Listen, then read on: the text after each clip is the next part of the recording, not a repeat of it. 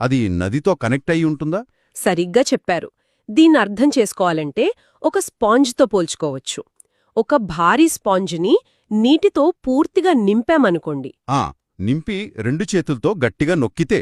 అవును. అలా నొక్కినప్పుడు మధ్యలో ఏదైనా చిన్న రంధ్రముంటే అందులోంచి నీరు ఎలాగైతే ఒత్తిడితో పైకి తన్నుకొస్తుందో ఇక్కడ భూగర్భంలో కూడా సరిగ్గా అదే జరుగుతోంది. ఓహో, ఆ చుట్టుపక్కలున్న భౌగోళిక ఒత్తిడి కారణంగా అలా వస్తోందన్నమాట. అది భూగర్భ జలాలు ఆ శివలింగమున్న నిర్దిష్ట ప్రదేశం గుండానే బయటకొస్తున్నాయి. ఇదొక సహజమైన కేసికాకర్షణ, అంటే ఆ క్యాపిలరీ యాక్షన్ ఫలితమని చెప్పొచ్చు. అంటే ఆ ప్రాంతపు రాతిపొరలు ఆ నీరు ఒకే మార్గంలో బయటకు వచ్చేలా ఒక గరాటులా ఏర్పడి ఉంటాయంటారా? ఖచ్చితంగా. ఒక న్యాచురల్ ఫనెల్లాగా ఏర్పడి ఉండవచ్చు. ఆ దృశ్యాన్ని ఊహించుకుంటేనే చాలా ఉత్సుకత కలుగుతోంది. కాని ఇక్కడ నాకు చిన్న సందేహం వస్తోంది. ఏంటది? ఆ నీరు అలా నిరంతరం పైకి వస్తూనే ఉంటే ఆ గర్భగుడి అంతా ఎందుకు జలమయం కాలేదు? ఆ నీరు ఎటు వెళ్తోంది మరి? Good question. అంటే పంపులు లేవు కదా, మరి గుడిని వరద ముంచెత్తకుండా ఎలా ఆపారో అంటారు? అక్కడే ఆనాటి ఇంజనీర్ల నైపుణ్యమంతా దాగి ఉంది. వారు కేవలం ఆ నీటి బుగ్గను కనుక్కోవడం మాత్రమే కాదు, దాన్ని అత్యంత సమర్థవంతంగా నిర్వహించారు కూడా. అంటే ఒక డ్రైనేజ్ సిస్టమ్ లాంటిది ఏదైనా ప్లాన్ చేశారా? అవును.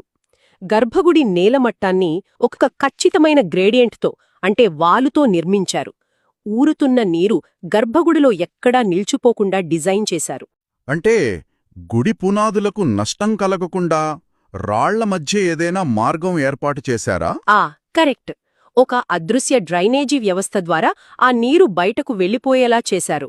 ఆ నీరు అలా బయటకు వెళ్లి కోనేరులోనో లేదా తిరిగి నదిలోనో కలిసేలా ప్లాన్ చేశారు. అద్భుతం. ఈ పకడ్బందీ ప్రణాళిక వింటుంటే ఆ ఇంజనీరింగ్ అనే పదానికి వాళ్ళు అసలైన అర్థం చెప్పారు అనిపిస్తోంది. అవును, ఏమాత్రం సందేహం లేదు. సరే, ఇప్పుడు మనం కాస్త చరిత్ర మరియు పురాణాల వైపు వద్దాం.